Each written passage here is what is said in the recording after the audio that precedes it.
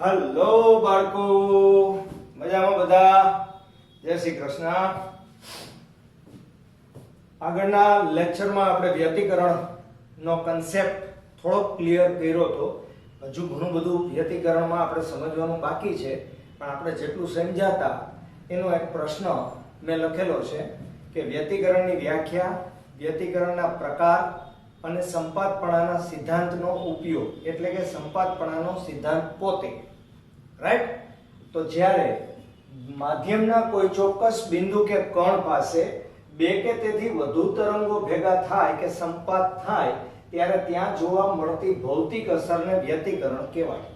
તેના બે પ્રકાર છે, એક સહાયક વ્યતિકરણ, એક વિનાશક વ્યતિકરણ. વાસ્તવમાં આ બે સિમ્પલ વ્યાખ્યાઓ છે.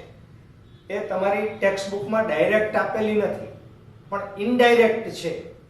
બરાબર? અને એ ઇનડાયરેક્ટ છે એ તમને મગજમાં ન ઉતરે એટલા માટે મેં તમને વ્યાખ્યા સિમ્પલ આપેલી છે કે જેનો ઉપયોગ આપણે આના પછીના ક્વેશ્ચનની અંદર કરવાનો છે.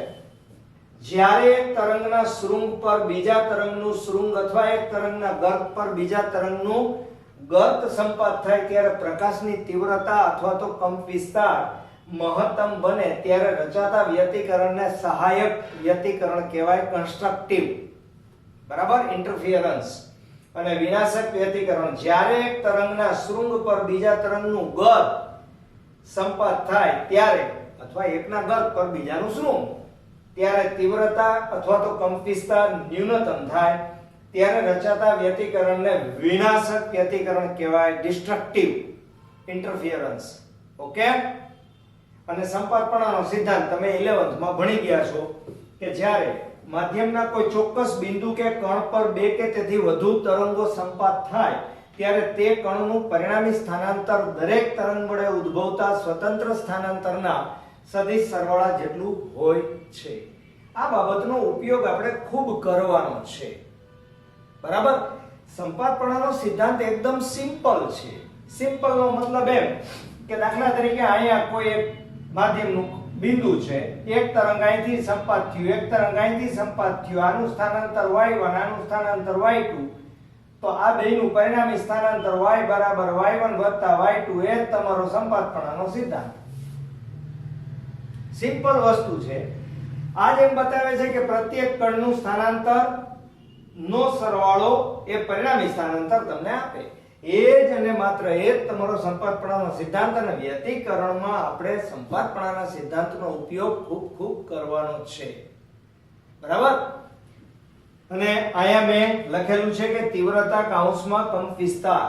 એનો મતલબ એમ થયો કે સહાયક વ્યતિકરણ એટલે પ્રકાશિત શલાકા અને વિનાશક વ્યતિકરણ એટલે અપ્રકાશિત શલાકા. સહાયક એટલે જોરદાર પ્રકાશ ધુઆંધાર હોવો અને વિનાશક વ્યતિકરણ એટલે પ્રકાશ ન હોવો અથવા અંધારું હોવું અથવા એકદમ ન્યૂનતમ તીવ્રતા હોય. બરાબર? તો તીવ્રતા અને કંપ વિસ્તાર સાથે ગાઢ સંબંધ છે. એ પણ મેં તમને સમજાવ્યું હતું કે તીવ્રતા છે એ કંપ વિસ્તારના વર્ગના સમપ્રમાણમાં છે. તીવ્રતા કંપ વિસ્તારના વર્ગના સમપ્રમાણમાં છે. તેનો ઉપયોગ આપણે આના પછીના ક્વેશ્ચનોમાં કરવાનો છે. ઓકે?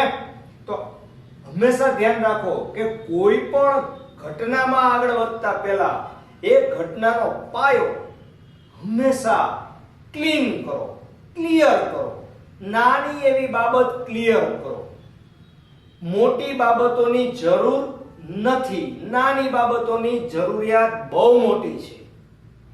બરાબર? મોટી બાબતો આપમેળે થશે, પણ પાયો છે એને હંમેશા મજબૂત બનાવવાનો પ્રયત્ન કરો કે જેથી કરીને ઇન ફ્યુચર ક્યાંય પણ આપણને પ્રોબ્લેમ ના થાય. ઓકે બાળકો? ચાલો આગળનો ક્વેશ્ચન ભણીએ. યસ બચ્ચો લોગ, ખૂબ અને ખૂબ જ સમજવા માટેનો પ્રશ્ન છે અને ઘણો બધો આઈએમપી ક્વેશ્ચન છે. પાયાનો ક્વેશ્ચન કહેવાય એવો ક્વેશ્ચન છે. સૌથી પહેલા તો સુસબત ઉદ્ગમ સ્થાન કેને કહેવાય? આપણા ઘરની અંદર પ્રકાશનું ઉદ્ગમ સ્થાન એક લેમ્પ છે, એક ટ્યુબલાઇટ છે, તો શું આ બધા સુસંબદ્ધ ઉદ્ગમ સ્થાન છે? પેલો પ્રશ્ન એ. જો બાળકો સુસંબદ્ધ ઉદ્ગમ સ્થાન ન હોય તો વ્યતિકરણ ના થાય, અને આપણને આપણા ઘરની દિવાલ ઉપર ક્યાંય વ્યતિકરણની શલાકાઓ, સહાયક વિનાશક એટલે કે પ્રકાશિત અપ્રકાશિત એવી શલાકાઓ દેખાતી નથી. એનો અર્થ એમ થયો કે આપણા ઘરમાં રહેલા પ્રકાશના ઉદ્ગમ સ્થાન સુસંબદ્ધ ઉદ્ગમ સ્થાન નથી, એ બધા અસુસંબદ્ધ ઉદ્ગમ સ્થાન છે. તો સુસંબદ્ધ ઉદ્ગમ સ્થાન કેને કહેવાય? તો કે જે ઉદ્ગમ માંથી ઉત્સર્જાતા મિનિમમ 2 ઉદ્ગમ સ્થાન જોઈએ. એ તમને ખબર છે, વ્યતિકરણ ભણીએ છીએ આપણે, તો વ્યતિકરણ ભણતી વખતે મિનિમમ 2 તરંગ ભેગા થાય ત્યારે જોવા મળતી ભૌતિક અસર છે. તો જે 2 ઉદ્ગમ સ્થાન માંથી ઉત્સર્જાતા તરંગો ની કળા સમાન હોય અથવા તેનો પ્રારંભિક કળા તફાવત એક સરખો જળવાઈ રહેતો હોય, ભલે તફાવત હોય પણ એક સરખો અચળ જળવાઈ રહેવો જોઈએ, અથવા તેઓ સમાન કળામાં દોલન કરતા હોવા જોઈએ. જો આવા ઉદ્ગમ સ્થાનો હોય તો અને માત્ર તો જ વ્યતિકરણ થાય, અને આવા ઉદ્ગમ સ્થાનને સુસંબદ્ધ ઉદ્ગમ સ્થાન કહેવાય. એટલે કે જે ઉદ્ગમોમાંથી ઉત્સર્જાતા તરંગો સમાન કળામાં હોય અથવા તેમનો પ્રારંભિક કળાનો તફાવત સમાન જળવાઈ રહેતો હોય તો તેવા ઉદ્ગમ સ્થાનને સુસંબદ્ધ ઉદ્ગમ સ્થાન કહેવાય. પછી પ્રકાશનું જ ઉદ્ગમ સ્થાન હોય એવું જરૂરી નથી. દાખલા તરીકે અત્યારે આપણે જે ઉદાહરણ ભણવાનું છે એ પાણીનું ઉદાહરણ છે કે એક પાણીની અંદર તમે 2 એક સરખા દોલન કરે તેવા સળિયાને ડુબાડો, બહાર કાઢો, ડુબાડો, બહાર કાઢો, મતલબ કે તરંગો ઉત્પન્ન કરો. પણ એ બંને સળિયા એવી રીતે તરંગો ઉત્પન્ન કરવા જોઈએ કે જેથી કરીને તે બંનેની કળા કાં તો સમાન હોય અને કાં તો કળાનો તફાવત સમાન હોય. ધારો કે આ બંને સળિયા વડે ઉદ્ભવતા તરંગો, આ S1 તરંગનું ઉદ્ગમ સ્થાન, આ S2 તરંગનું ઉદ્ગમ સ્થાન, અને આ કોઈ એક P બિંદુ કે જે P બિંદુથી S1 નું અંતર અને P બિંદુથી S2 નું અંતર સરખું હોય, સેમ હોય, તો જે બિંદુએ વ્યતિકરણ થાય તે બિંદુએ શું બનતું હશે? તો કે મેં તમને એક સાદી વ્યાખ્યા આગળના ક્વેશ્ચનમાં આપી કે એક તરંગનું શૃંગ બીજાના શૃંગ ઉપર અથવા એકનું ગર્ત બીજાના ગર્ત ઉપર સંપાત થતું હોય તો અને માત્ર તો જ સહાયક વ્યતિકરણ થાય. તો આકૃતિમાં મેં આની એક એક્સપાન્ડ કરેલી આકૃતિ દોરેલી છે, તમને સમજાય એવી આકૃતિ દોરેલી છે. આ બંને ઉદ્ગમ સ્થાન છે S1 અને S2. એના વર્તુળાકાર તરંગો છે, એ પૂર્ણ વર્તુળ મેં દર્શાવેલું નથી પણ એના તરંગો દર્શાવેલા છે કે જે તરંગોનું પૂર્ણ વર્તુળ ક્યાંક પૂરું થવાનું છે. પણ આપણે પૂર્ણ વર્તુળ જો દોરવા જઈએ તો આકૃતિ અત્યંત ગૂંચવાડા ભરેલી થાય, એ ન થાય અને તમને ખરેખર વાસ્તવિક કન્સેપ્ટ મગજમાં આવે એટલા માટે મેં થોડીક આકૃતિમાં ફેરફાર કરેલો છે. હવે ધ્યાનથી બરાબર જુઓ કે આમાં મેં ગ્રીન અને બ્લુ એવી લીટી દોરેલી છે. તો જ્યાં જ્યાં ગ્રીન અને બ્લુ ભેગી થતી હશે એમાંની કોઈ એક છે એ શૃંગ દર્શાવે છે, એક ગર્ત બતાવે છે. એક શૃંગ અને એક ગર્ત. આ સૈદ્ધાંતિક આકૃતિ છે એટલે તમે શૃંગ અને ગર્ત શોધવા ન જતા, બરાબર? તો આ માની લ્યો કે શૃંગ હોય, બ્લુ છે એ શૃંગ હોય તો આ ગર્ત છે, એના પછી શૃંગ, ગર્ત, કારણ કે આપણા તરંગો છે એ આ જ રીતે આગળ વધતા હોય શૃંગ ગર્ત રૂપે. એટલે પહેલા શૃંગ આવે, પછી ગર્ત આવે, પછી શૃંગ આવે, પછી ગર્ત આવે, પછી શૃંગ આવે. તો આ એક ઉદ્ગમ સ્થાનમાંથી શૃંગર્ત ઉત્પન્ન થાય, બીજામાંથી એવી જ રીતે શૃંગર્ત ઉત્પન્ન થાય કે જે પૂર્ણ તરંગ બહુ દૂર રચાવાનું છે. આપણે એનો એક આડછેદ જ બતાવેલો છે. એમાં તમે જોતા જાઓ કે આ તરંગમાંથી ઉત્સર્જેલું બ્લુ અને આમાંથી ઉત્સર્જાયેલું બ્લુ, અથવા આમાંથી ઉત્સર્જાયેલું ગ્રીન અને આમાંથી ઉત્સર્જાયેલું ગ્રીન અને બ્લુ ભેગા થાય તો શું થાય?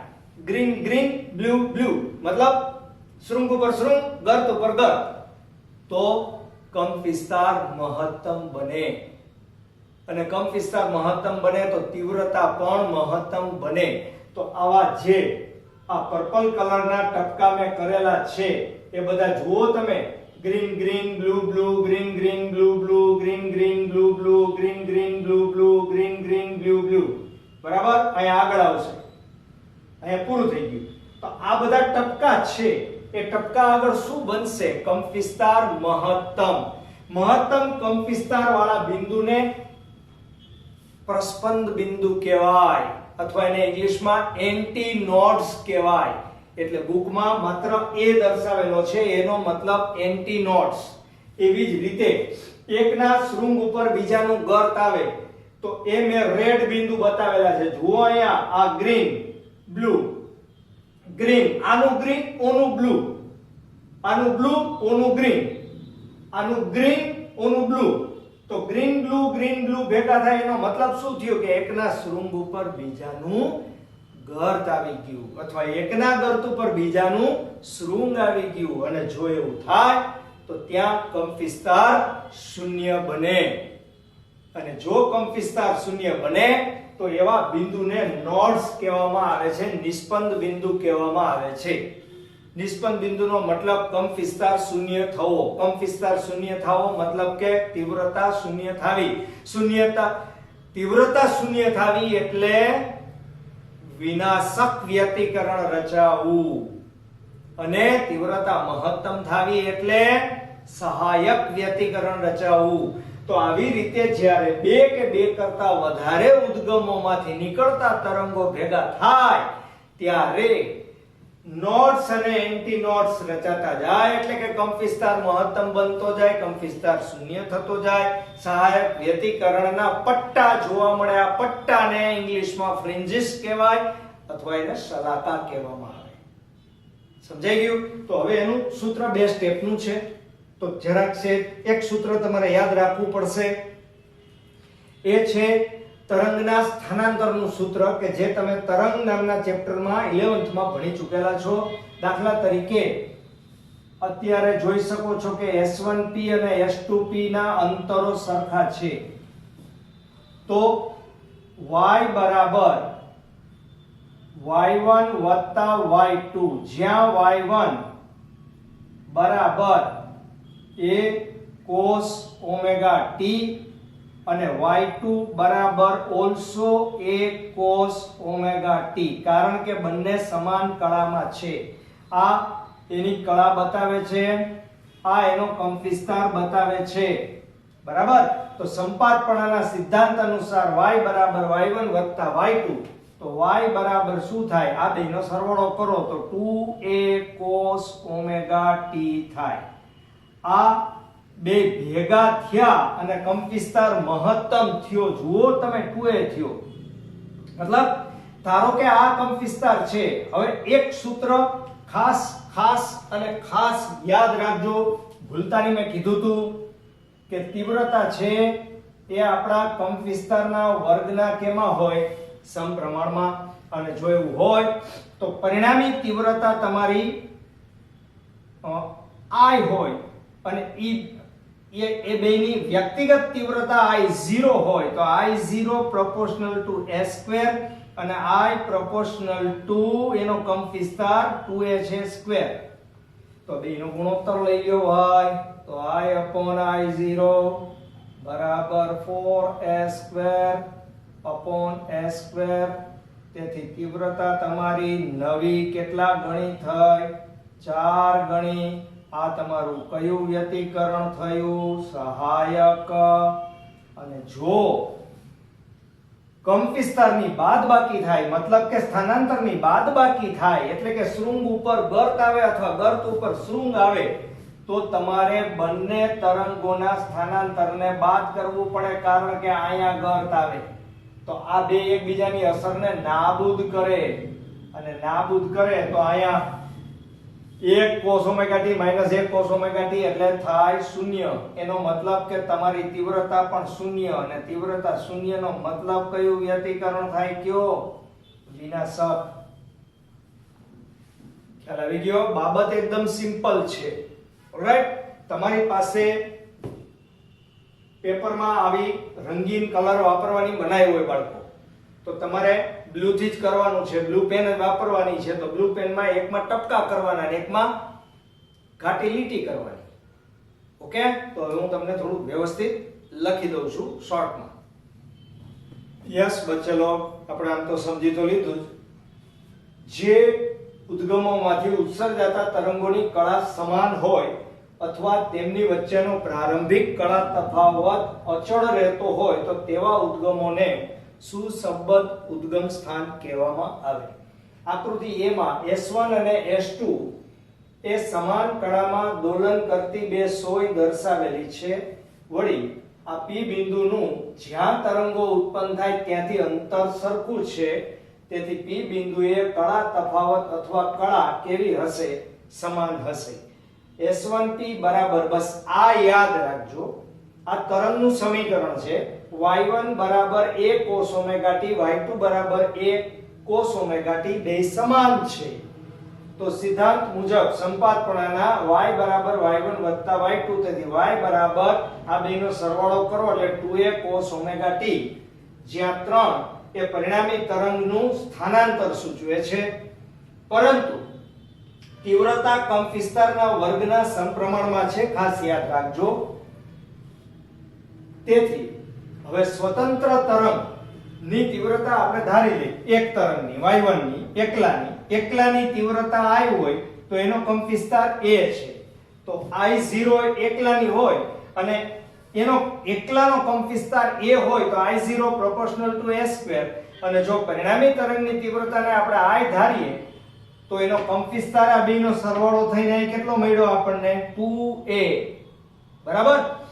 તો 2a નો સ્ક્વેર, બેનો ગુણોત્તર લઈ લ્યો તો I બરાબર 4 ગણી તીવ્રતા એક કરતા મળી. ધારો કે એક તરંગની તીવ્રતા છે એ 5 હોય, બીજા તરંગની તીવ્રતા પણ 5 હોય, તો બંને તરંગો ભેગા થયા બાદ તેની તીવ્રતા 20 થઈ જાય. 5 4 20 થઈ જાય, 4 ગણી. હા, કંપવિસ્તારમાં એવું કે એકનો કંપવિસ્તાર 5 હોય અને બીજાનો કંપવિસ્તાર 5 હોય તો કંપવિસ્તાર 10 થશે. સમજાણું તમને? કંપવિસ્તારનો હંમેશા શું થાય? સરવાળો થાય. પણ કંપવિસ્તારના સરવાળાનો વર્ગ છે એ પરિણામી તીવ્રતા ના સમપ્રમાણમાં હોય. બરાબર? એટલે પરિણામી તીવ્રતા તમારી છે ઈ 2a એટલે કે 4a² ના કેમાં થાય? સમપ્રમાણમાં થાય. એટલે કંપવિસ્તારના વર્ગના પ્રમાણમાં તીવ્રતા વધે. એટલે કંપવિસ્તાર થોડો વધશે પણ તીવ્રતા વધારે વધશે, એટલે પ્રકાશિત શલાકા થશે. આમ કંપવિસ્તાર બમણો થતા તીવ્રતા કેટલા ગણી થઈ? 4 ગણી. અને સહાયક વ્યતિકરણની આ શરત છે, એટલે કે પ્રકાશિત શલાકાની આ શરત છે. જ્યારે y બરાબર y1 માઈનસ y2 થાય એટલે કે ગર્ત ઉપર શૃંગ કે શૃંગ ઉપર ગર્ત સંપાત થાય, વચ્ચેની લીટીમાં આ નોટ્સ વાળી લીટી દેખાય છે, તો I બરાબર 0 થાય. જે કોની શરત છે? વિનાશક વ્યતિકરણની શરત છે. બરાબર? હજુ આપણે સહાયક અને વિનાશક માટેની શરતો કાયદેસર તરંગ લંબાઈના પદમાં મેળવવાની છે. બરાબર? એ આપણે આના પછીના ક્વેશ્ચનમાં ભણીએ.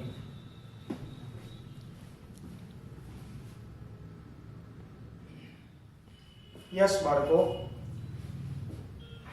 હવે આપણે સહાયક વ્યતિકરણ અને વિનાશક વ્યતિકરણની શરતો મેળવવાની છે.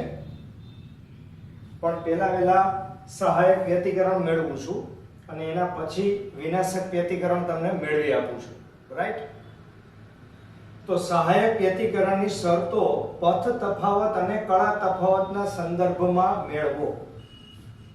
પદ તફાવતના સંદર્ભમાં આપણે મેળવવાની છે અને કળા તફાવતના સંદર્ભમાં પણ આપણે મેળવવાની છે.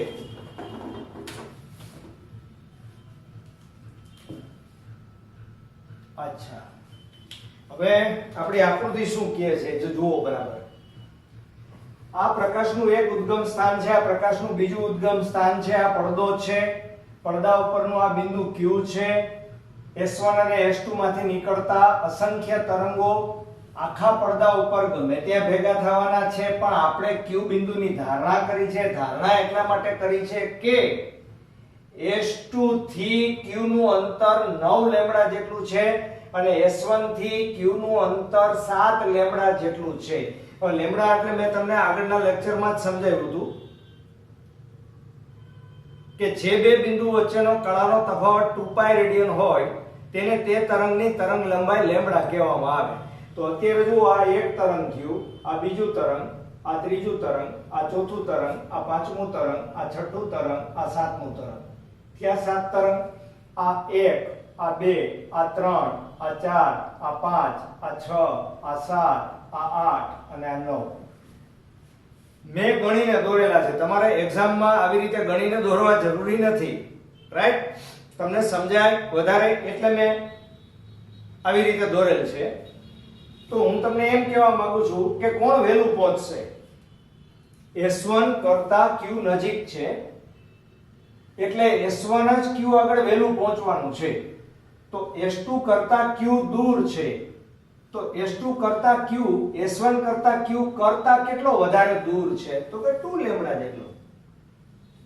એને બંને તરંગો વચ્ચેનો પદ તફાવત કહેવાય. એટલે કે S1Q એને આપણે y1 અંતર કહીએ તો એ y1 અંતર તમારું 7 લેમ્બડા જેટલું છે.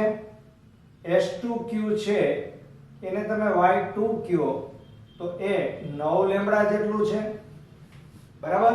અને તમારે y1 y2 અત્યારે ન કેવું હોય તો કાંઈ વાંધો નહીં, બરાબર?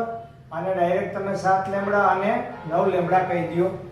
તો બે વચ્ચેનો પદ તફાવત છે એ કેટલો થશે?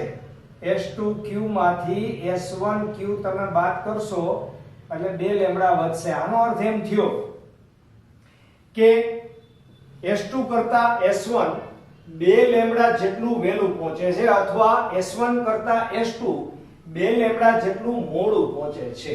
એટલે કે બંને વચ્ચેનો પદ તફાવત 2 લેમ્બડા જેટલો છે. હવે તમને બધાને ખબર છે કે લેમ્બડા જેટલો પદ તફાવત હોય તો કળા તફાવત 2π રેડિયન થાય. તો 2 લેમ્બડા જેટલો પદ તફાવત હોય તો 4π રેડિયન જેટલો કળા તફાવત થાય. તો આપણે બેય માટે તરંગના સ્થાનાંતરનું સમીકરણ લખીએ તો y1 બરાબર a sin ઓમેગા t અને આ S2Q છે એ 9 લેમ્બડા છે, આ 7 લેમ્બડા છે. બે વચ્ચેનો તફાવત 4 લેમ્બડા છે, આ ધ્યાનમાં રાખો. તો y2 બરાબર શું થશે? y2 બરાબર a sin કૌંસમાં omega t minus 4π. Omega t છે એ એની પ્રથમ તરંગની કળા છે, આ છે એ બીજા તરંગની કળા છે. બીજું તરંગ 2 લેમ્બડા જેટલું મોડું પહોંચે છે એટલે એની કળા આની કળા કરતા 4π રેડિયન જેટલી ઓછી છે. હા, બંને પહોંચે છે અહીંયા અને ત્યાં એ ચોક્કસ કળામાં જ હશે, બરાબર? પણ બે વચ્ચેનો કાંઈક કળાનો તફાવત થયો.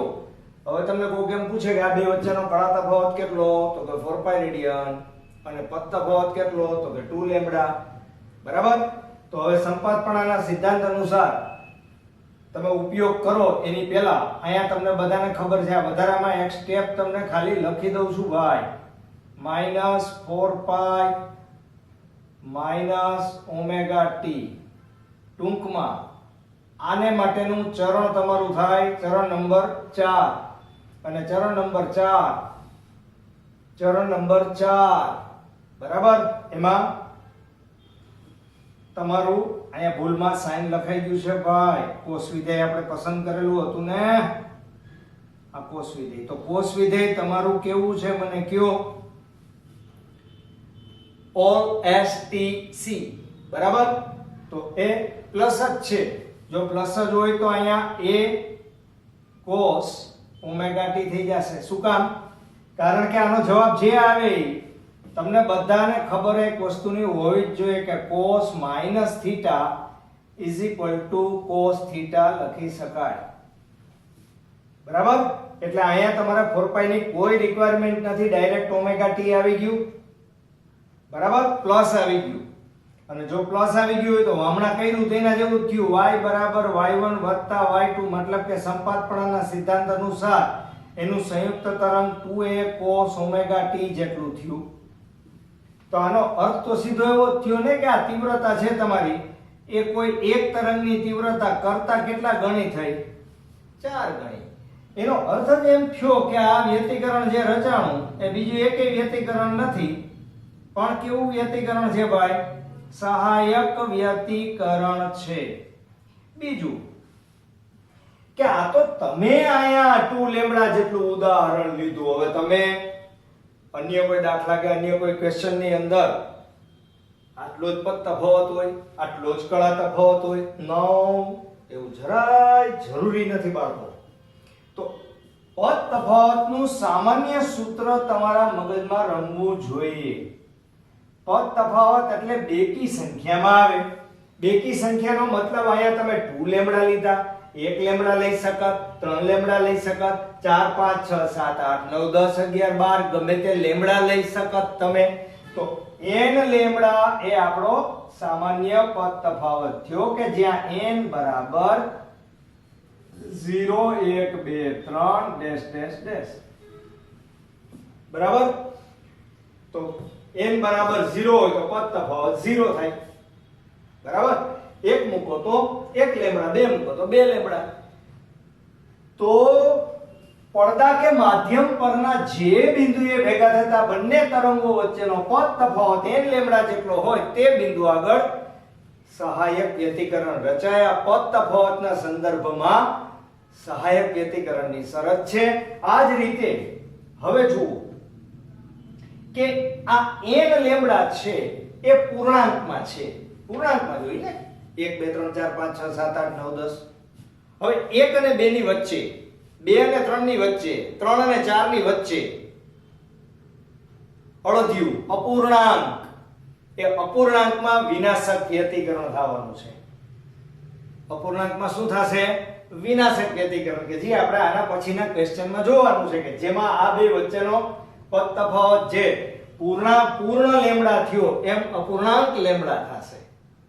બરાબર? તો હવે આનો કળા તફાવતના સંદર્ભમાં તમને કોઈક શરત કહે તો હવે તમને આવડવી જ જોઈએ કે માધ્યમ કે પડદા પરના કોઈ પણ બિંદુએ સંપર્ક થતા બે તરંગો વચ્ચેનો કળા તફાવત, ભાઈ લેમ્ડા બરાબર 2π મૂકી દયો એટલે 2n π, કળા તફાવત 2n π રેડિયન જેટલો હોય કે જ્યાં n બરાબર 0 1 2 3 4 5 તો તે બિંદુએ સહાયક વ્યતિકરણ રચાય અને તીવ્રતા ત્યાં મહત્તમ મળે. બરાબર? આ તમારો કેની શરત થઈ? સહાયક વ્યતિકરણની.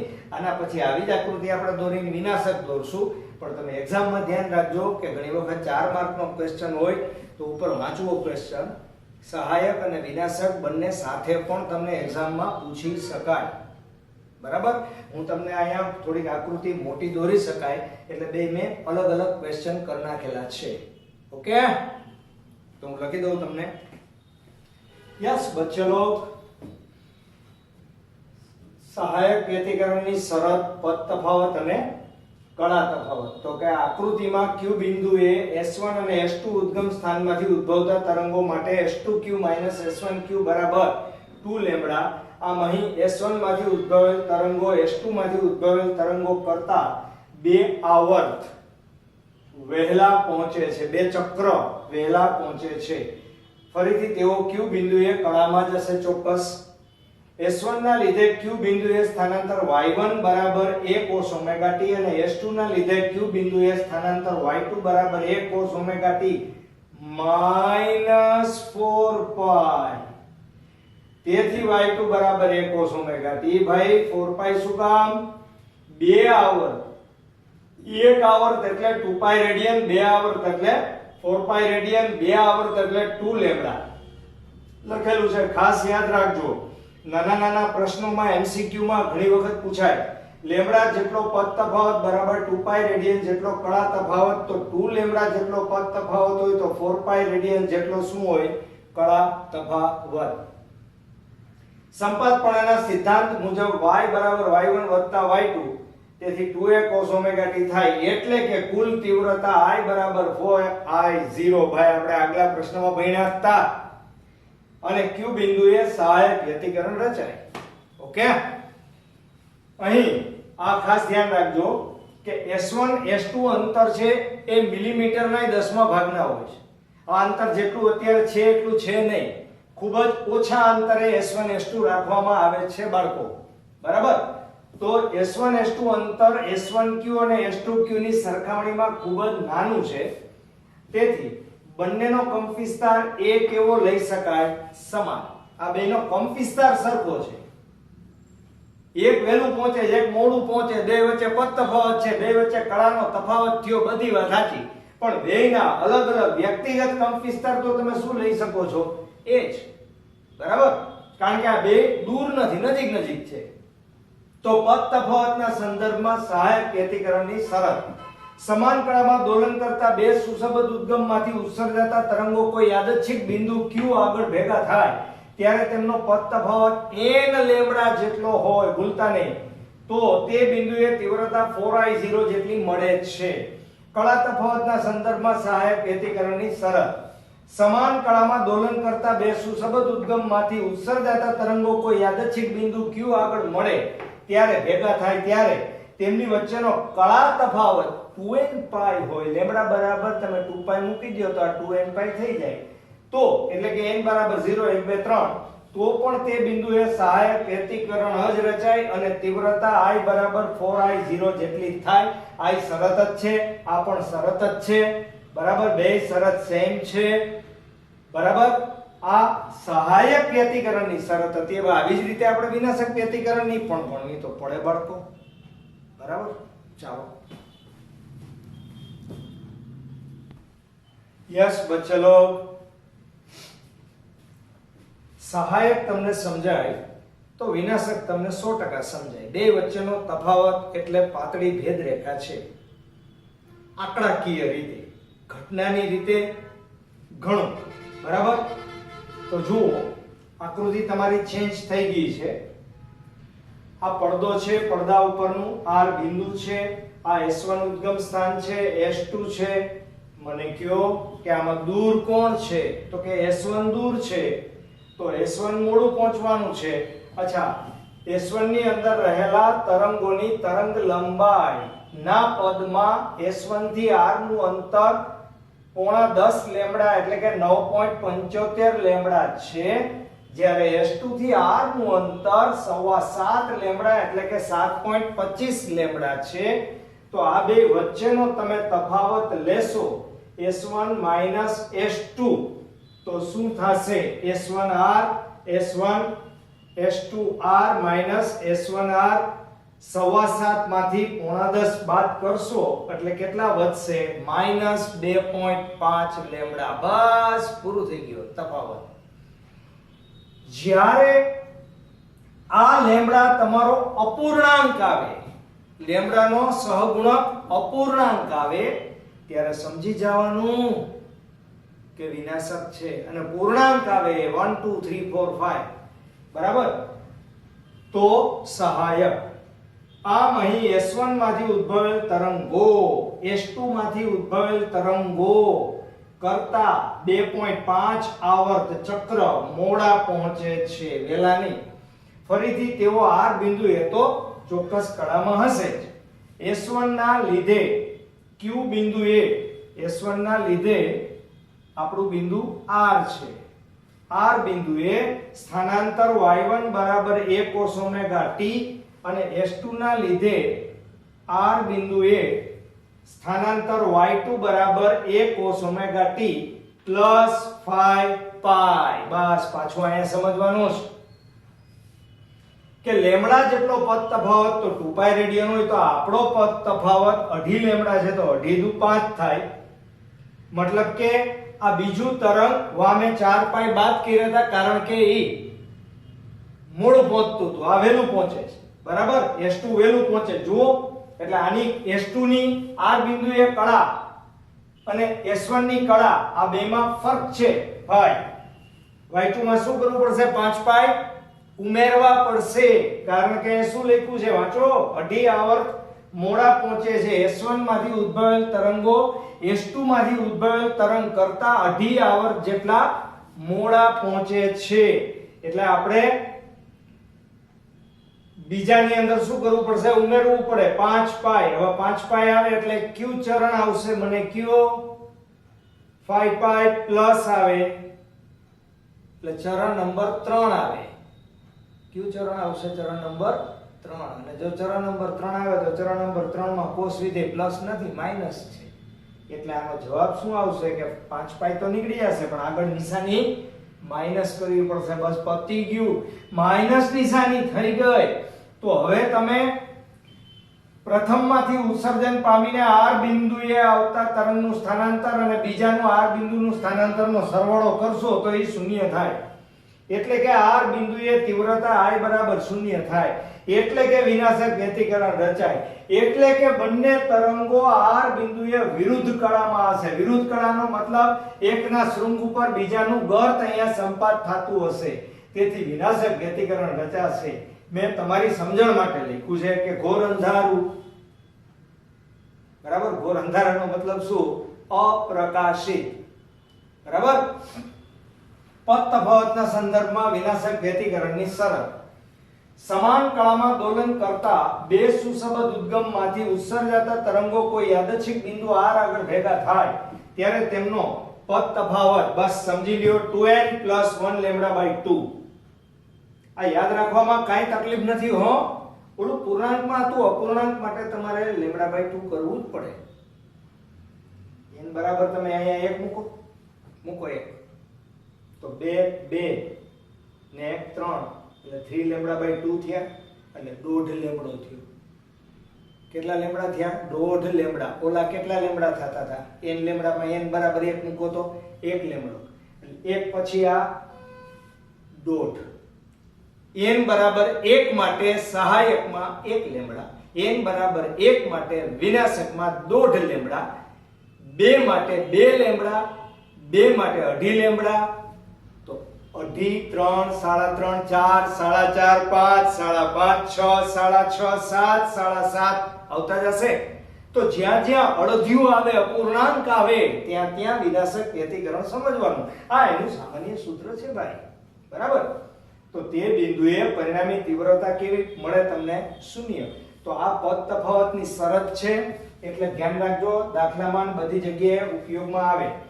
કળા તફાવતના સંદર્ભમાં વિનાશક વ્યતિકરણની શરત. સમાન કળામાં દોલન કરતા બે સુસબદ્ધ ઉદ્ગમમાંથી ઉત્સર્જાતા તરંગો કોઈ યાદચ્છિક બિંદુ R આગળ મળે ત્યારે તેમની વચ્ચેનો કળા તફાવત 2n + 1 પાઈ હોય. જ્યાં n બરાબર 0 1 2 3 તો પણ તે બિંદુએ વિનાશક વ્યતિકરણ જ રચાય અને તીવ્રતા કેવી મળે? શૂન્ય.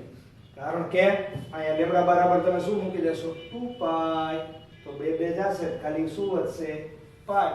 તો આ કળા તફાવત છે, આ પદ તફાવત છે. ફરીથી કહી દો, આ કળા તફાવત છે, આ પદ તફાવત છે.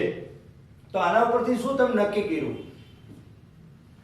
કે જો પૂર્ણાંક લેમ્બડા હોય, પૂર્ણાંક લેમ્બડા એટલે કે 1 લેમ્બડા 2 લેમ્બડા 3 લેમ્બડા, તો ફરજિયાત સહાયક વ્યતિકરણ રચાય એટલે કે પ્રકાશિત શલાકા રચાય. અને જો અડધો લેમ્બડો, 1.5 લેમ્બડો, 2 લેમ્બડા, સોરી 1.5 લેમ્બડા, 1.5 લેમ્બડો, 3.5 4 5.5, બરાબર, અપૂર્ણાંકમાં આવે તો તમારા માટે કયું વ્યતિકરણ રચાશે ભાઈ? વિનાશક વ્યતિકરણ રચાશે, બરાબર. અને આ બાબત માટે તમારે આગળ ઉપર યંગે કરેલા પ્રયોગ પણ ભણવાના છે બાળકો, બરાબર. અને સતત મહેનત કરતા રહ્યો, સતત વાંચતા રહ્યો, સતત લેક્ચર જોતા રહ્યો, ડિફિકલ્ટી હોય પૂછતા રહ્યો, બરાબર. જેમ પ્રોબ્લેમ પૂછશો તેમ મને વધારે મજા આવશે. અને ધ્યાનથી જોતા જાઓ. અને બાળકો, નો નેગેટિવિટી એટ ઓલ. બરાબર?